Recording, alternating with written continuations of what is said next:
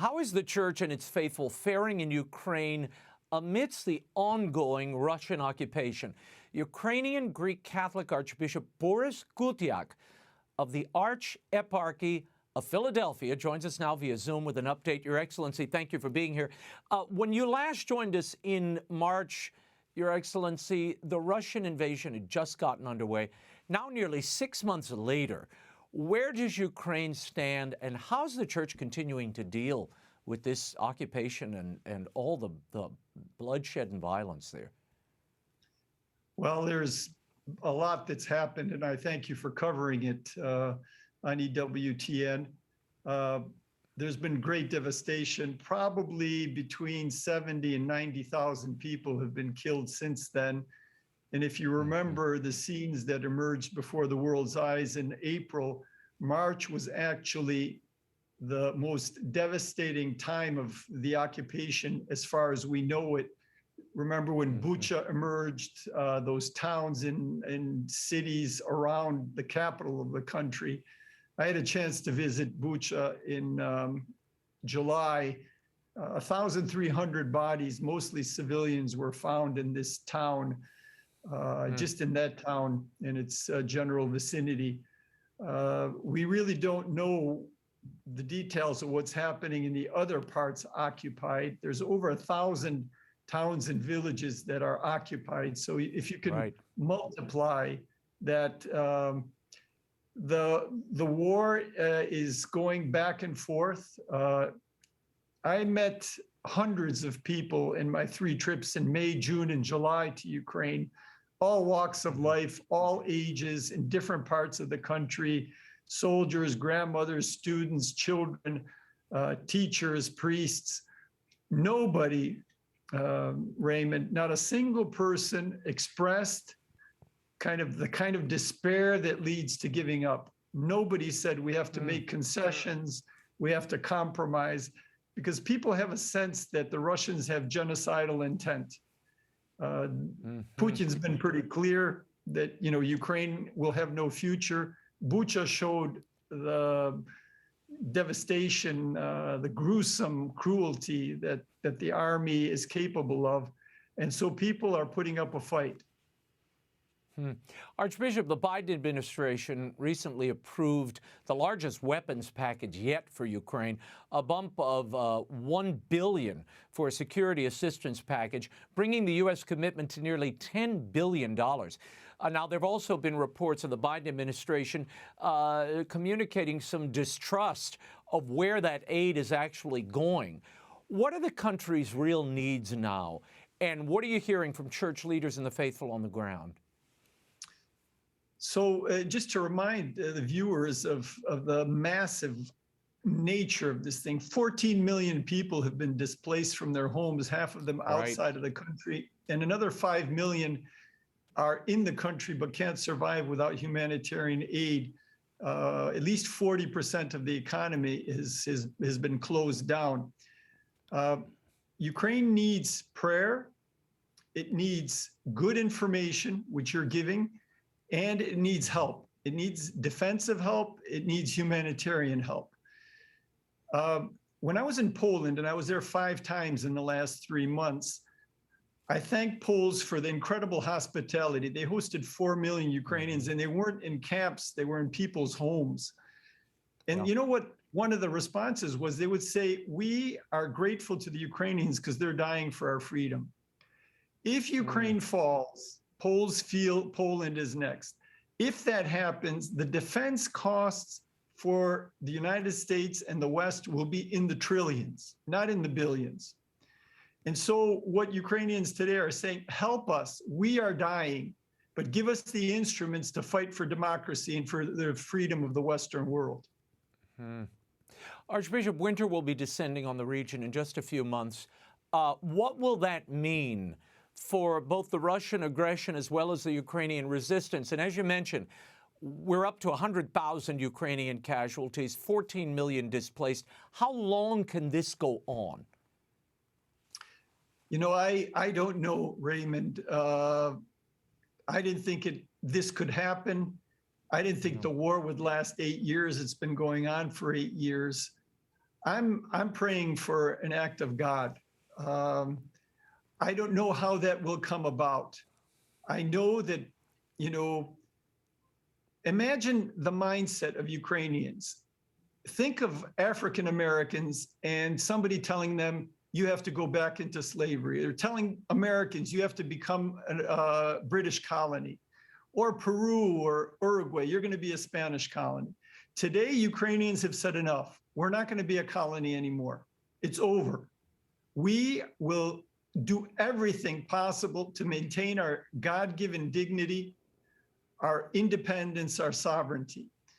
Ukrainians won't give up. The war will end when Russia stops the aggression. And Russia needs to be forced to stop that aggression. Well, Archbishop, the biggest challenge is the population has scattered, and Russia has claimed at least some of this territory. Is a diplomatic solution the answer here? Should there be a ceasefire and everybody kind of take a breath and say, look, we know you have this territory, but we're going to negotiate what you can actually have going forward, and then bring Ukraine into the EU or something? Yeah. Well, if you want a clear, simple answer, no, because you can't negotiate with Hitler. You can't negotiate with Putin. You saw the grain deal that was cut, the deal to get grain from Ukraine to the starving populations of Africa in the Middle East. And the next day, Putin sent cruise missiles into the port of Odessa.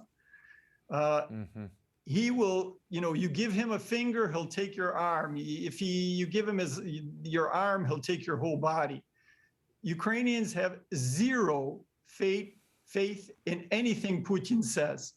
Any promises, anything on paper is meaningless. Ukraine gave up its nuclear arsenal in 1994. It gave up its nukes, the first country to do so. And Russia promised Ukraine's territorial integrity.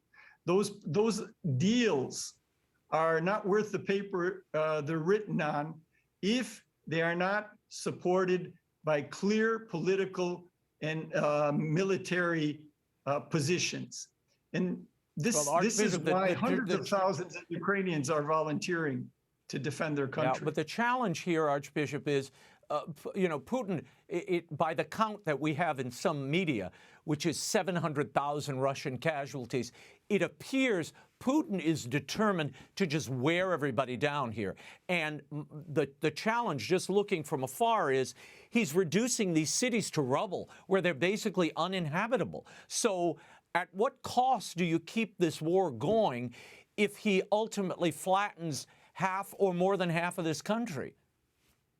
See, Raymond, this is the difficulty of people in the West understanding the history that Ukrainians and other captive nations have endured. In the 20th century, 15 million Ukrainians were killed.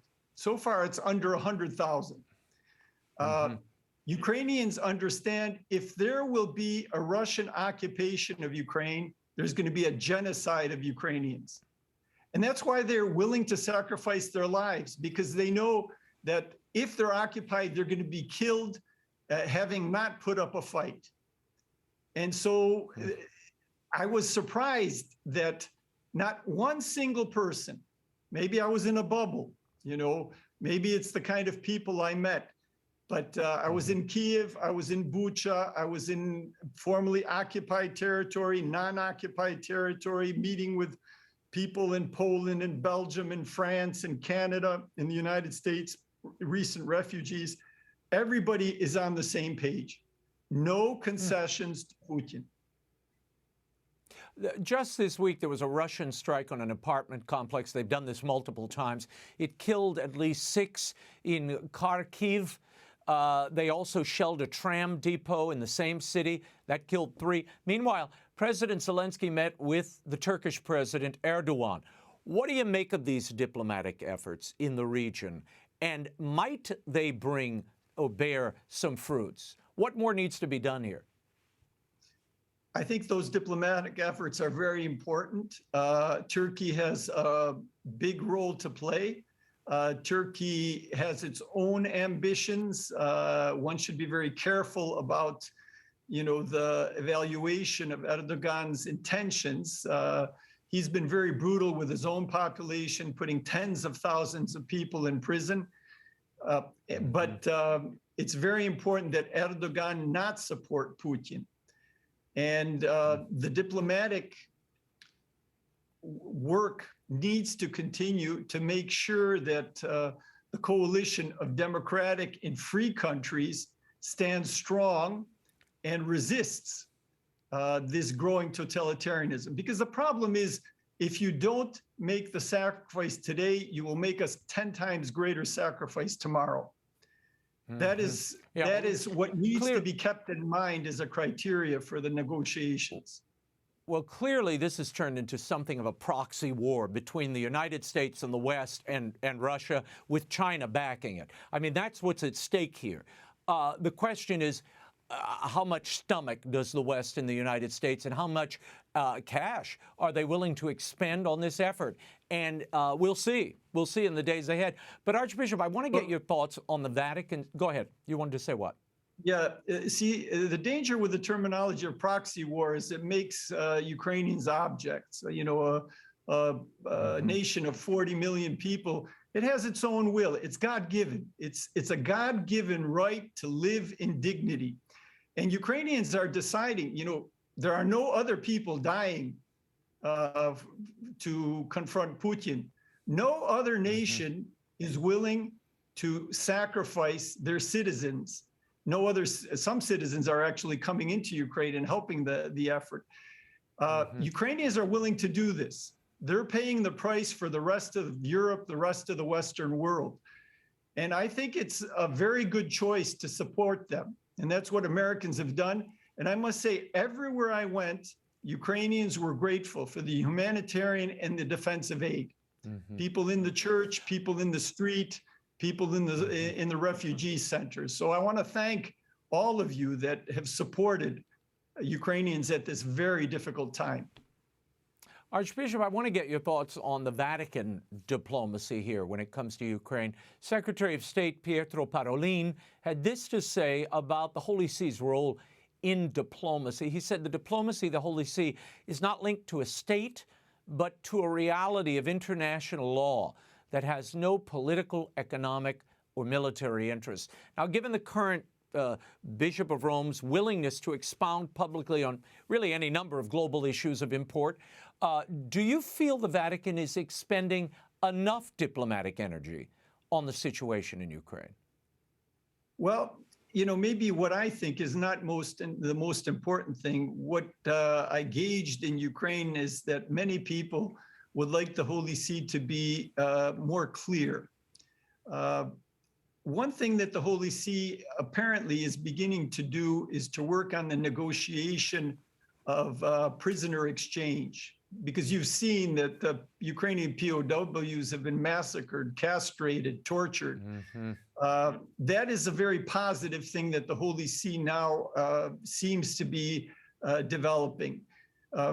Even the sentence that you expressed, I think, is something that a lot of people cannot fully understand. And, when you're dying, you need, when you're sacrificing, when things are black and white, you need language that really is clear about that.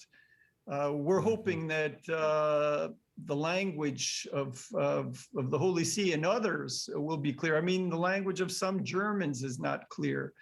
In fact, the language of some Americans is very much under the influence of Russian propaganda. So there's a lot of work to do, and that's why what you do is so important, Raymond.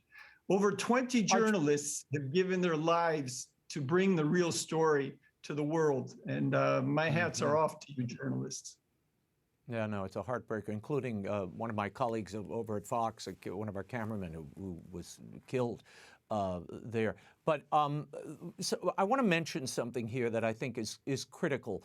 The Holy Father is planning to meet with the Russian Patriarch, or would like to, in the coming weeks. Is that worthwhile? Do you see anything coming from that, in that Alexei was such a supporter? He really gave Putin a lot of theological cover, if you will, to go into Ukraine. Yeah, Patriarch Kirill. Alexei was the predecessor. Kirill, I'm sorry. Right. There's this scheduled meeting of leaders of world religions in Kazakhstan.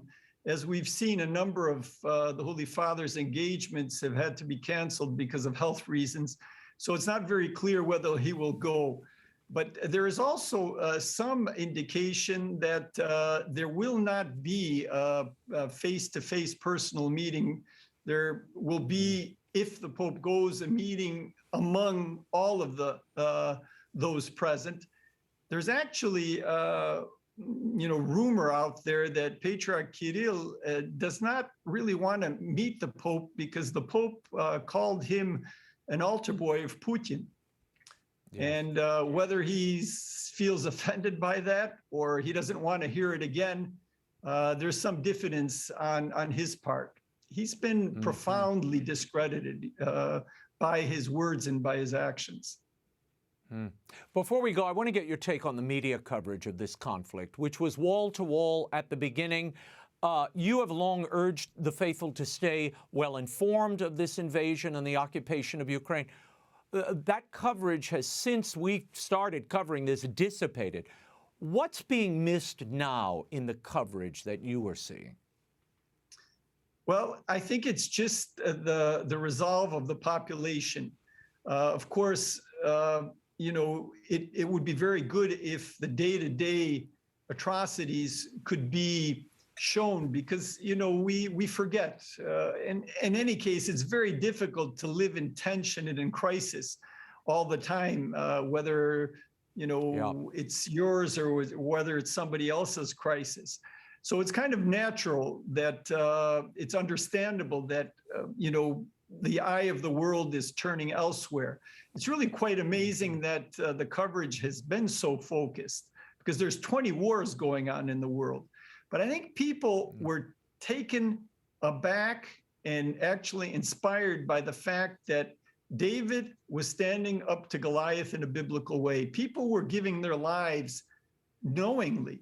This is not, the Ukrainian army is not people who can't find another job. These are businessmen, fathers, community leaders, politicians who've joined, and they're risking their lives. And that's a sign of a people that believe in eternity, that believe that my life, which is my great gift, is not the most important thing in the world. I might have to sacrifice it for something greater. And I think that's been very inspiring.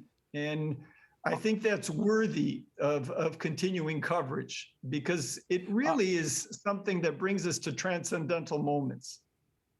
Archbishop, before I let you go, it just brought to mind something. There is a continuing conversation in the church on a theological level, looking to dispense with the just war theory. Having had a front row seat watching your people suffer under this kind of, unwelcome and uninvited aggression, your thoughts on the church's view of a just war and at times needing to engage in it?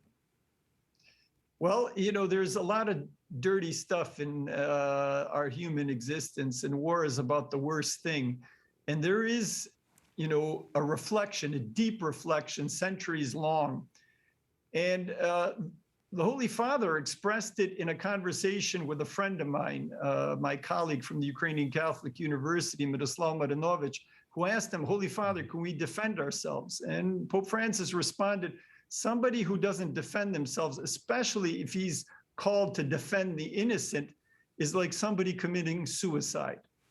So it should be clear that we need to defend the innocent. We need to have just cause. We have to have the right methods. We have to have the right degree of response. But all of these things have their place in this sinful world where the devil gets people to kill other people. And we need to defend the innocents. That is what just war is basically saying. Yes, it is. Yes, it is. We will leave it there. Archbishop Borys Gudziak, I thank you not only for your firsthand witness of what's really happening, but for your clarity and your faith through all of this. Bless the people of Ukraine. Thank you for being here. Thank you. Please keep praying. And if you wish to please help, inform people and help how go you ahead. can. We have a Metropolitan Humanitarian Fund, which, like the news coverage, has waned somewhat. If you can present this fund to the attention of our viewers, we will be very grateful, because there's a lot of people that we're helping with American generosity. You took the words out of my mouth. I was just about to do that. If you'd like to help, visit the Archeparchy's website at UKRARCHEPARCHY.US.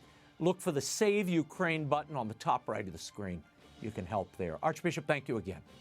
Thank you. Thank you, Raymond.